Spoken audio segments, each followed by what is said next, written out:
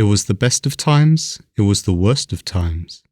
That's perhaps the most famous opening line of any book written in the English language, often quoted by people who have never even read A Tale of Two Cities. Soon they'll have written the greatest novel known to man. Let's see. It was the best of times, it was the blurst of times, you stupid monkey!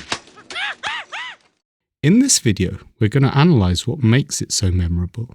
To do that, we'll read through the first page of A Tale of Two Cities, and then we'll identify the literary devices Dickens uses.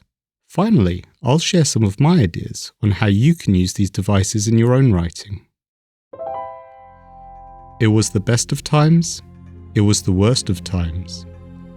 It was the age of wisdom, it was the age of foolishness. It was the epoch of belief, it was the epoch of incredulity. It was the season of light, it was the season of darkness. It was the spring of hope, it was the winter of despair. We had everything before us, we had nothing before us. We were all going direct to heaven, we were all going direct the other way. In short, the period was so far like the present period that some of the noisiest authorities insisted on being received, for good or evil, in the superlative degree of comparison only. There were a king with a large jaw and a queen with a plain face on the throne of England. There were a king with a large jaw and a queen with a fair face on the throne of France. In both countries it was clearer than crystal to the lords of the state preserves of loaves and fishes that things in general were settled forever. It was the year of our Lord 1775. Spiritual revelations were conceded to England at that favoured period, as at this. So that was the first page, approximately 200 words, of A Tale of Two Cities, and it's the first paragraph I really want to focus in on. The novel is set almost 100 years before it was written, and what Dickens is trying to do here is set the scene of one of the most remarkable periods in European history, the lead up to the French Revolution. This requires some pretty epic world building from Dickens, because two revolutions, the aforementioned French one and the Industrial Revolution in Britain, had completely changed the world for his audience. Dickens was trying to introduce them to a setting which was as unfamiliar to them as Tolkien's Middle-earth or George R.R. Martin's Westeros are to us. He uses two literary devices in this opening paragraph to do that incredibly rapidly and incredibly memorably. If we take that opening paragraph and reposition it on the page in the way we'd write out a poem, the first becomes immediately clear. Dickens is using a poetic device, anaphora, the repeating of words at the beginning of clauses. This in itself is incredibly powerful.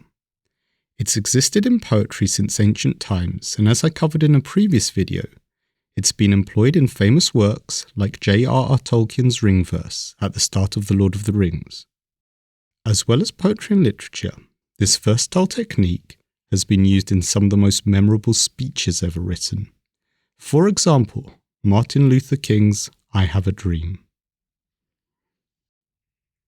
There seems to be something intrinsic to anaphora and its sister epistrophe, which just seems to innately grab our attention as humans, making it very powerful.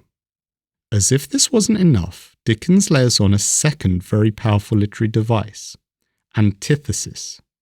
The clauses are paired into couplets of complete opposites, best and worst, belief and incredulity, light and dark, spring and winter, hope and despair.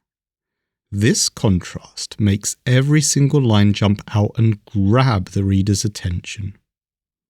Finally, having slipped into more conventional prose at the end of the first paragraph, Dickens drops back into couplets when talking about the monarchs of France and England at the start of the second. This little callback makes the transition into the style of the rest of the novel less jarring. Something I find really interesting is that this first poetic paragraph tells us very little in terms of specifics, but what it gives us is a broad sense of a time of huge upheaval, of contradiction.